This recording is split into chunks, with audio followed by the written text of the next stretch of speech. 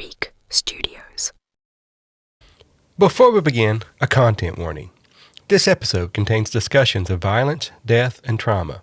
Listener discretion is advised. This story is drawn from public records, court records, historical reporting, and community accounts.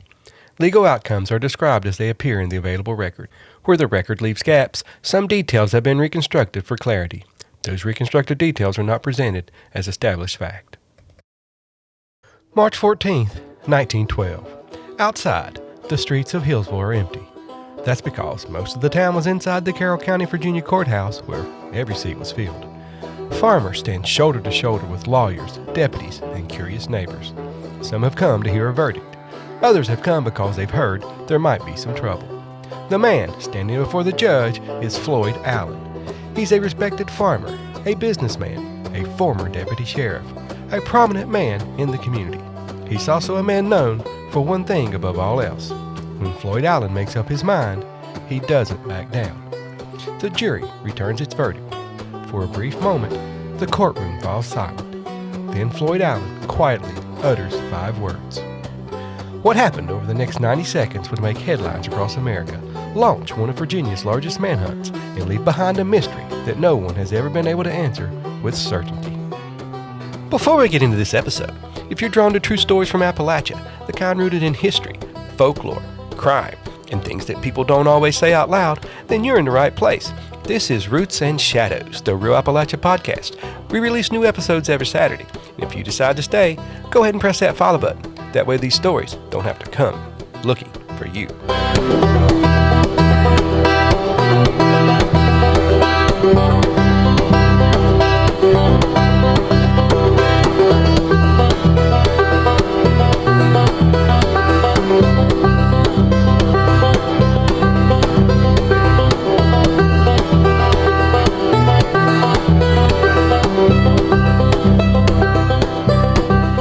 To understand what happened inside the Carroll County Courthouse on March 14, 1912, you first have to understand the place where it happened. Today, thousands of people pass through Carroll County every day on Interstate 77. Carroll County, named after Charles Carroll of Carrollton, one of the signers of the Declaration of Independence, sits in the southwestern corner of Virginia, covering nearly 475 square miles of rolling farmland, steep mountain ridges, and narrow hollers along the North Carolina state line. Today, fewer than 30,000 people call the county home. People passing through stop at the Overlook at Fancy Gap, grab a meal in Hillsville, or continue on toward North Carolina without giving much thought to the history beneath their tires. Carroll County is home to 1979 Miss America Colleen Barker and legendary Virginia Tech football coach Frank Beamer. At its center is Hillsville, the county seat, a town of around 3,000 people. In 1912, Main Street was lined with businesses. Horse-drawn wagons outnumbered automobiles, and nearly every road leading to town was dirt. Hillsville had grown from a small stagecoach trading post known as Cranberry Plains into the center of the county government, where farmers came to buy supplies, attend court, sell livestock, and catch up on the week's news. Just a few miles to the south, the Blue Ridge rises sharply at Fancy Gap. Beyond that was Cana, a farming community that straddled the Virginia and North Carolina state line. Families had lived there for generations. The state line mattered on a map, but to the people who lived there, it often meant very little. They worshipped in the same churches, traded at the same stores, and married into the same families, and crossed back and forth long before anyone thought much about jurisdiction. Families had lived on these mountainsides for generations. A close-knit mountain community where neighbors depended on one another. Reputations lasted a lifetime, and nearly everyone walking into the courthouse knew the people sitting beside them. Life moved at a different pace than it does today. There were no 4-lane highways climbing the mountain. Most roads were little more than dirt and gravel. A trip to Hillsville from other parts of the county could take hours, especially after a hard rain when wagon wheels sank into the thick mud. News didn't spread through television or radio. It spread across front porches, at church on Sunday morning, at the general store, or while neighbors stood talking after livestock sales. It was also a place where independence wasn't just admired, it was expected. People settled their own disputes whenever they could. Family names carried weight. A man's reputation would follow him for the rest of his life, and loyalty to family often came before loyalty to the government. Those values helped communities survive in a rugged part of Appalachia, but they also could make old grudges last for generations. Politics only made those divisions deeper. Carroll County was sharply divided between Republicans and Democrats, and those political loyalties often followed family lines. Elections weren't simply about choosing public officials. They determined who controlled the courthouse, who enforced the law, and sometimes who received favors and who did not. Personal disagreements quickly became political disagreements, and political disagreements just as quickly became personal. By 1912, those tensions had been building for years. Most people went about their lives trying to make a living in the mountains they called home, but beneath that quiet surface, old resentments were growing between some of Carroll County's most influential families and the men who now occupied the courthouse in Hillsville. No family carried more influence or inspired stronger opinions than the Allens. Some people respected them, others feared them, and at the center of that family was a man named Floyd Allen. By the spring of 1912, there wasn't a person in Carroll County who didn't know the name Floyd Allen. He had been born there in 1856 and spent nearly his entire life among these mountains. Like generations of Allens before him, he farmed the land, raised livestock, bought and sold property, and operated a general store. He wasn't poor, and he wasn't an outsider. In fact, by the standards of the day, Floyd Allen had done quite well for himself. He owned hundreds of acres, dealt in real estate, and had built a comfortable life for his family in the community of Cana, just a few miles from the North Carolina line. He wasn't the kind of man people ignored.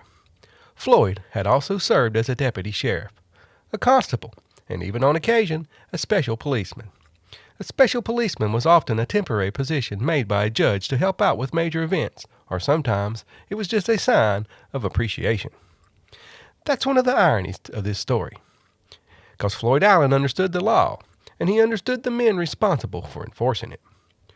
Those who knew him often described him as polite, well-dressed, and generous to his neighbors. He enjoyed expensive horses, kept up with current events, and carried himself as a successful businessman. If you met him on a good day, you might have wondered why anyone had ever feared him. But there was another side to Floyd Allen. His temper was legendary. Stories about it spread all across Carroll County. Family members later said that when Floyd was a boy, his own mother sometimes had to tie him with ropes when he flew into one of his rages. Whether every story was true hardly mattered. They became part of his reputation, and in a small mountain community, reputation could become just as powerful as fact. Over the years, he was involved in more than one violent confrontation. He was accused of shooting a neighbor during a land dispute. On another occasion, he and his own brother Jack exchanged gunfire during an argument over family property after their father's death. Jack survived with a metal plate in his head. Floyd survived with another story added to the growing legend that surrounded his name. Somehow, he always beat the charges, and the few times he was convicted and sentenced, he was granted clemency by the governor. Yet, despite all of that, somehow, he remained a respected member of the community, or maybe a feared member of the community. Either way, he voted. He attended church. He conducted business with neighbors. Local officials even trusted him enough to appoint him as a special policeman while he was awaiting trial on another charge. That fact alone tells us something important. Whatever history has turned Floyd Allen into, many people in Carroll County still saw him as a man they could trust. The Allen family itself carried enormous influence throughout the county. There was his brother Garland Allen, a primitive Baptist minister whose church was well known in the community. There was also brother Jack Allen, every bit as stubborn and hard-headed as Floyd. And then there was brother J. Sidney Allen, probably the wealthiest of the brothers, a successful merchant, businessman, and teacher who had built one of the finest homes in Carroll County. The Allens weren't simply another mountain family. They were among the county's most successful and most recognizable. But success often attracts enemies. By the early 1900s, Carroll County politics had become deeply divided. Republicans had gained control of many of the county offices, while the Allen family remained fiercely loyal Democrats. Those political disagreements slowly became personal ones. Arguments over elections turned into arguments over prosecutions. Old grudges grew deeper with every passing year, and before long, it seemed that every disagreement involving an Allen somehow found its way to the courthouse in Hillsville. Whether Floyd Allen was being unfairly targeted or simply refusing to accept that no one was above the law is something historians still debate today. What isn't debated is this. The event that finally pushed those tensions toward a breaking point didn't begin with a murder. It didn't begin with a robbery. It didn't even begin in a courtroom. It began at a church gathering after a simple disagreement between a group of young men. In the mountains of Appalachia, church was important. It was a place of worship. It was a place where families gathered. It was a place where neighbors caught up on the week's news, where young people met one another, where business was discussed after the service, and where nearly everyone in the community eventually crossed paths. That was especially true in the spring of 1911. Near Cana, members of the Allen family had gathered for a church meeting led by Floyd's brother, Garland Allen, a respected primitive Baptist minister. Like many gatherings of the day, the service was followed by time spent talking, visiting, and enjoying one another's company. Among those were Floyd's nephews, Wesley Edwards and Sidney Edwards. Both were young men, full of confidence, and not especially known from walking away from an argument. What happened on Sunday at church actually started the evening before during a neighborhood corn shucking.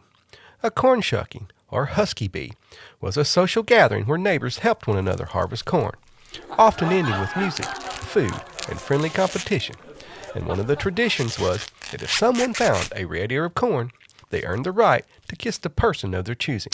And Floyd Allen's nephew Wesley had found a red ear of corn, and he chose to kiss a young woman who already had the attention of another local man named John William Thomas. Hard feelings followed into the next day, and words quickly turned into fists. By the time the fight ended, several young men had been injured, and before long, warrants were issued charging Wesley and Sidney Edwards with disturbing a religious gathering and assault. Knowing arrests were likely, Floyd Allen advised his nephews to leave the area for a short time and cross into nearby Mount Airy, North Carolina, while attorneys could arrange bond and prepare for court. Floyd believed he could work things out. He traveled to Hillsville, hired attorneys, and promised county officials he would personally bring his nephews back to face the charges. By all appearances, the matter was headed towards a peaceful conclusion. Then, on April 20th, 1911, everything changed. As Floyd made his way back towards Cana, he encountered two deputy sheriffs escorting Wesley and Sidney Edwards toward Hillsville. The young men weren't simply under arrest. They were handcuffed. Their feet were tied with rope. To the deputies, they were transporting prisoners. To Floyd Allen, they were humiliating members of his family. When Floyd Allen rode up to the deputies that afternoon, he pulled alongside the wagon and demanded to know what was going on. An argument quickly followed. Exactly what happened next depends on whose version of events you believe. The deputies testified that Floyd threatened them, struck one of them, took their weapons, and forcibly released Wesley and Sidney Edwards from custody. Floyd never denied stopping the arrest. Instead, Floyd argued that the arrest of his nephews had not been handled legally, because they had been taken in North Carolina without proper extradition papers, basically saying the deputies lacked the authority to cross into North Carolina and arrest the boys. However, later reports suggest that the Carroll County officers may not have crossed the state line themselves, but to Floyd Allen, what mattered was that his nephews were being hauled back towards Hillsville, bound hand and foot. Whatever his reasoning, Floyd Allen had now crossed the line. He had interfered with law enforcement officers carrying out an arrest. Ironically, after freeing his nephews, Floyd didn't hide them. Instead, he later delivered both young men to authorities in Hillsville, just as he had promised he would. The Edwards brothers eventually stood trial, were convicted of the charges against them, and served short sentences in the Carroll County Jail. That could have been the end of the story, but it wasn't. The Commonwealth now had another case to prosecute. Not against Wesley Edwards, not against Sidney Edwards, against Floyd Allen, who oddly enough was a special policeman at the time, appointed by the very judge who was going to preside over his case. He was charged with interfering with officers of the law and forcibly rescuing prisoners from legal custody. While Floyd Allen was awaiting trial on those charges, Judge Thornton Massie appointed him to serve as a special policeman during a large public gathering along the New River. Think about that for a moment. The Commonwealth had already indicted Floyd Allen, yet the judge still trusted him enough to help keep the peace. Over the months that followed, delays pushed the trial further and further into the future. Witnesses came and went. Attorneys prepared the arguments. Political tensions continued to simmer throughout Carroll County. Then, almost a year later, Floyd Allen finally walked into the Carroll County Courthouse to answer those charges. No one could have imagined that before the day was over, what was about to occur in that small-town courtroom in southwestern Virginia. The trial began on March 12, 1912. For 2 days, witnesses took the stand and attorneys argued over what happened on that mountain road nearly a year before. The charge itself wasn't especially complicated. The jury wasn't being asked to decide whether Floyd Allen was a violent man or whether he made enemies in Carroll County. They had one question before them: had he illegally interfered with officers of the law? Everyone in the community seemed to understand this wasn't just an ordinary trial. The courtroom was beyond crowded. Some people came because Floyd Allen was one of the best-known men in Carroll County. Others came because they expected the verdict to make headlines throughout Appalachia. Then there was another reason. Many people expected trouble. Today, it seems unbelievable, but in 1912, it wasn't odd for men to carry pistols everywhere they went. Farmers carried them. Businessmen carried them. Lawmen certainly carried them. And on that March morning, many of the people packed inside the courtroom were armed. The sheriff carried a pistol. His deputies carried pistols. Commonwealth's attorney, William Foster, carried 2. Clerk of Court Dexter Goad was armed. On the other side of the room, Floyd Allen, that's right, carried a revolver himself. His son Claude was armed. His brother Sidney was armed, and several other members of the Allen family carried firearms that day into the courtroom. Judge Thornton Lemmon Massie knew the courtroom was full of weapons. He had been warned that emotions were running high. Still, he chose not to order the courtroom disarmed. Massie believed in the authority of the court. He believed that once the law spoke, everyone inside that courtroom would obey it. And then, shortly before noon on March 14th, the jury returned its verdict. The room grew quiet. The foreman handed the verdict to the clerk. We, the jury, find the defendant, Floyd Allen, guilty as charged. The jury recommended a sentence of 1 year in the Virginia State Penitentiary. And for a moment, things seemed as normal as they could inside that courtroom. Floyd's attorneys immediately asked Judge Massie to set the verdict aside and grant a new trial. They argued that they had additional evidence that could be presented if given another day. Judge Massie agreed to hear those arguments the following morning. Then, Floyd's attorneys made one final request. They asked the judge to allow Floyd Allen to remain free on bond until that hearing could take place. Now, if Judge Massie would have granted that request, Appalachian history might have unfolded very differently. But instead, he simply said, no. Judge Massie explained that under Virginia law, once a jury had returned a guilty verdict, he could not allow Floyd Allen to remain free on bond. And then the sheriff was instructed to take Floyd Allen into custody. No one moved. The courtroom was completely silent. Floyd Allen remained standing beside his attorneys. Then Floyd Allen spoke and uttered 4 words, or maybe 5, depending on where you're from. Gentlemen, I ain't a-going. Those 5 words would forever be ingrained in Appalachian history. What happened over the next few seconds has been debated for more than a century. Floyd Allen reached inside his coat, and then the courtroom exploded. Gunfire echoed off the plaster walls as men dove behind benches, crawled beneath tables, and rushed for the exit. Smoke from gunpowder quickly filled the room. Shouts and screams reverberated throughout the courtroom. Some had no idea who or what they were shooting at, but by the time it was over, roughly 57 shots had been fired in less than 2 minutes. In the aftermath, Judge Thornton Lemmon Massie lay mortally wounded. Sheriff Lewis Webb had been shot and killed. Commonwealth's attorney, William Foster, was dead. Juror Augustus Fowler had also been cruelly injured and later died. Near the back of the courtroom, 19-year-old Bettie Ayers, who had only come to watch the trial, had been struck by a bullet. She would die from her injuries the following day. Court clerk Dexter Goad survived despite being seriously wounded. Floyd Allen himself had been shot in the leg. His brother Sidney was also wounded. The room that had been filled with neighbors only moments before now looked like a battlefield. And almost as quickly as it had begun, it was over. For a few moments, no one seemed to know exactly what had happened.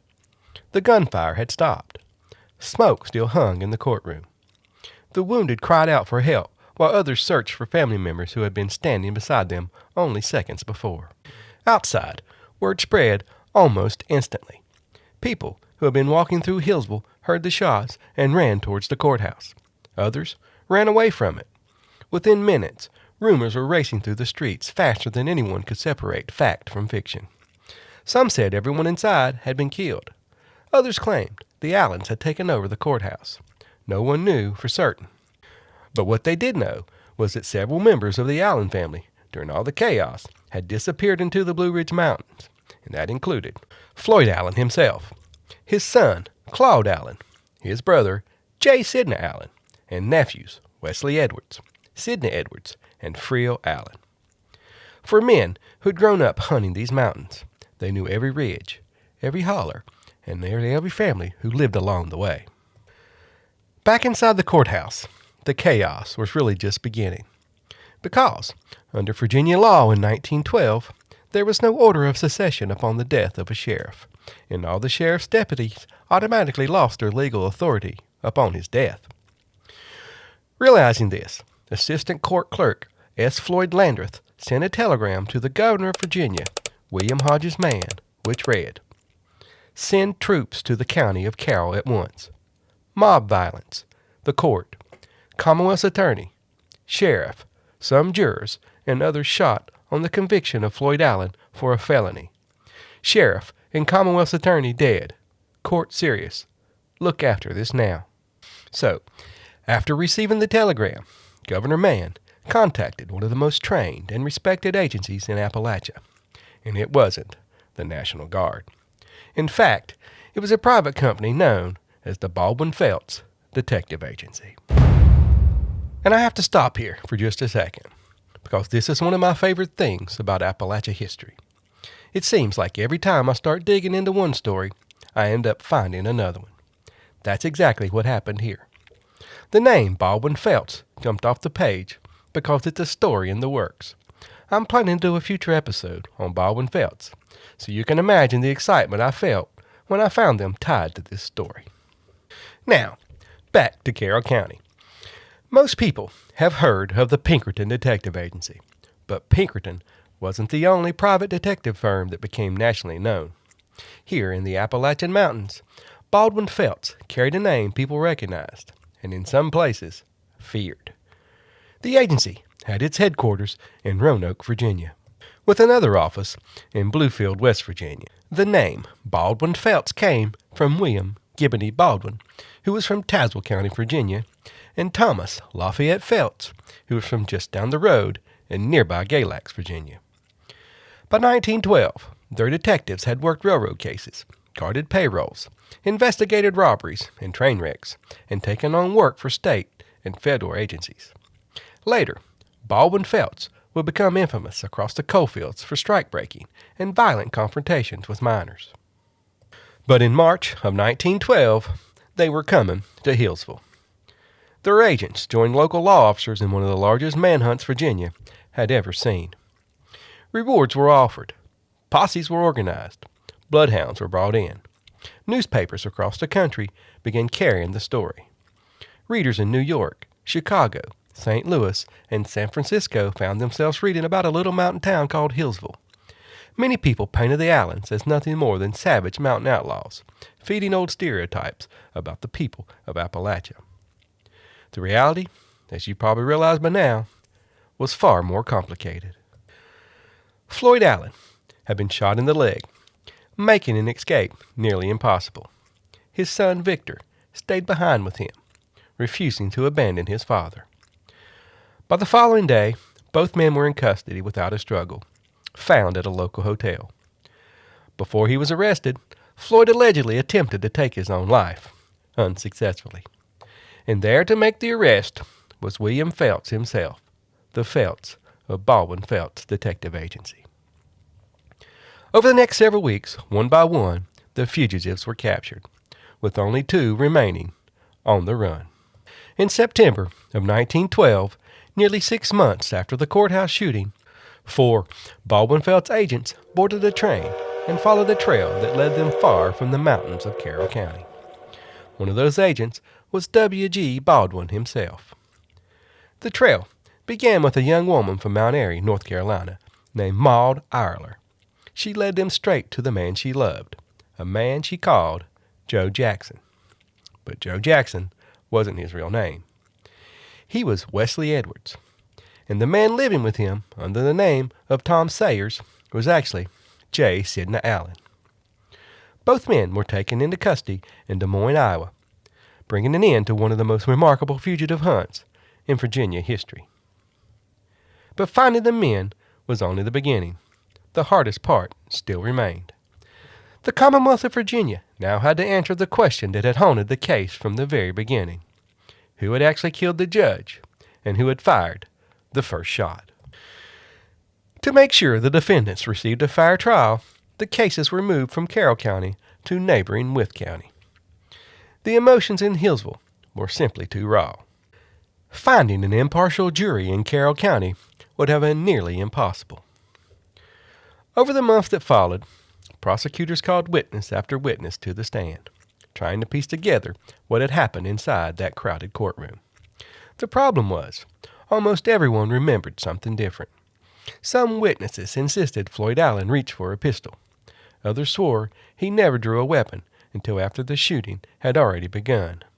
Some blamed Claude Allen. Others pointed to Sheriff Webb. Others still believed Clerk Dexter Goad fired the first shot. The testimony often contradicted itself. Unlike a modern investigation, there were no crime scene technicians, no forensic reconstruction, no DNA, and no scientific ballistics capable of tracing every bullet to a specific weapon. The courtroom had erupted into chaos. Dozens of shots had been fired in less than 2 minutes by men standing only a few feet apart. By the time investigators arrived, there was simply no way to reconstruct every movement with certainty. Instead of trying to prove exactly who fired each fatal shot, prosecutors argued something different. They claimed the Allen family had entered the courthouse prepared to resist arrest, and that everyone involved shared responsibility for the deaths that followed. It was a strategy that largely worked. Floyd Allen was convicted of first-degree murder and sentenced to death. His son, Claude Allen, was eventually convicted as well after multiple trials, and he too was sentenced to death. J. Sidney Allen received a lengthy prison sentence. Wesley Edwards, Sidney Edwards, Frio Allen each received years behind bars. Only Floyd's oldest son, Victor Allen, who had remained beside his wounded father after the shooting, was acquitted.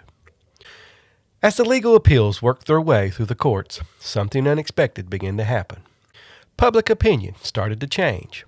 Thousands of Virginians signed petitions asking Governor William Mann to spare Floyd and Claude Allen from execution. Some believed the punishment was too severe. Others questioned whether the Commonwealth had ever proved exactly who had committed the murders. Prominent lawyers, politicians, even influential religious leaders joined the growing calls for mercy. But Governor Mann refused. After delaying the execution several times while every appeal was exhausted, he announced that the sentences would be carried out. And on March 28, 1913, just over a year after the courthouse shooting, Floyd Allen was led into Virginia's electric chair. A few minutes later, his son Claude followed. For the Allen family, the tragedy that had begun inside the Carroll County Courthouse had reached its final chapter. Or at least, that's what everyone thought. The executions may have closed the legal case, but they didn't end the story. The Allen family's property was sold to satisfy civil judgments brought by the families of those who had been killed. Farms, livestock, furniture, and household belongings were auctioned away. For the Allen family, the punishment didn't end at the prison gates. It reached into their homes and lasted for years. Some of the men who received prison sentences were eventually pardoned and returned home. Others never truly escaped what happened in that courtroom. For decades afterward, people in Carroll County still argued about March 14, 1912. Walk into a country store, sit on a porch after church, or spend time talking with a local family, and sooner or later, the conversation would find its way back to the courthouse. And sometimes, those conversations still carried resentment. In 1916, 4 years after the courthouse shooting, Floyd's brother, Jack Allen, became involved in an argument near Mount Airy, North Carolina, over the Hillsville tragedy. Before it was over, Jack Allen had been shot and killed. So even after the trials, the executions, the prison sentences, the pardons, and the property sales, the story still had one more life to claim. The gunfire in Hillsville lasted less than 2 minutes, but the bitterness it left behind lasted for years. Some believed Floyd Allen had been treated unfairly. Others believed justice had been served. Many simply wished none of it had ever happened. J. Sidney Allen was eventually pardoned and released from prison in 1926, but he never fully returned to the life he had known before the shooting. The fine house he had built at Fancy Gap no longer belonged to him, and instead of living out his final years as the successful businessman he had once been, Sidney became known for something else entirely. Something he did in prison to help support his family. He made furniture. A style called folk marquetry, and Sidney did it on an extreme scale, fitting tens of thousands of tiny fragments together to form pieces of furniture, detailed pieces of inlaid woodwork. He dubbed his collection the 8th wonder of the world. And as the years passed, he traveled and displayed his collection where he charged admission for people to see it, and where he would also tell his side of the story and insist until the very end that the Allens had not fired the first shot. The Carroll County Historical Society and Museum in Hillsville, Virginia, who contributed to this episode, has over 20 pieces of J. Sidney Allen's 8th wonder of the world on display. And U.S. Representative Morgan Griffith, who represents the region, has a piece on display in his office in Washington, D.C. Today, if you visit the old Carroll County Courthouse in Hillsville, you can still stand in the same room where it all happened. Bullet marks from that day can still be seen. Reminders of 90 seconds that forever changed a mountain community. More than a century has passed since the courthouse tragedy. Historians have studied it. Authors have written books about it. Descendants have searched through letters, court records, and family stories hoping to answer the questions that remain. In 2022, thousands of long-lost trial documents returned to Carroll County after being discovered in the basement of the Wythe County Courthouse, where the trials were held. Many hoped they would finally solve the mystery. They didn't. But those papers gave us a better understanding of the people involved. They helped fill in missing pieces of the story. But they still couldn't answer the question that has echoed through these mountains for more than 100 years. Who fired the first shot? That question followed families home from the courthouse. It followed the Allens into the mountains. It followed Floyd and Claude all the way to the electric chair in Richmond. And in some ways, it is still there today. Sitting in that old courtroom with the bullet marks and the stories people are still trying to untangle. Maybe that is why this story never really went away. Because the root of it was never just one verdict, or one man, or one gun. It was family, pride, politics, old loyalties, and a mountain county where a person's name could carry more weight than the law itself. And the shadow was what happened when all of that was carried into a courtroom full of weapons. History often leaves us with the answers. Sometimes it leaves us with questions. More than a century later, we know what happened after the first shot. What we may never know is who fired it. Thank you for listening to Roots and Shadows, the Real Appalachia Podcast. If you enjoyed today's episode, please consider following the podcast and leaving a review. It really does help others discover these Appalachian stories. Until next time, I'm Kevin Austin, and remember, every root tells a story, and every shadow hides one.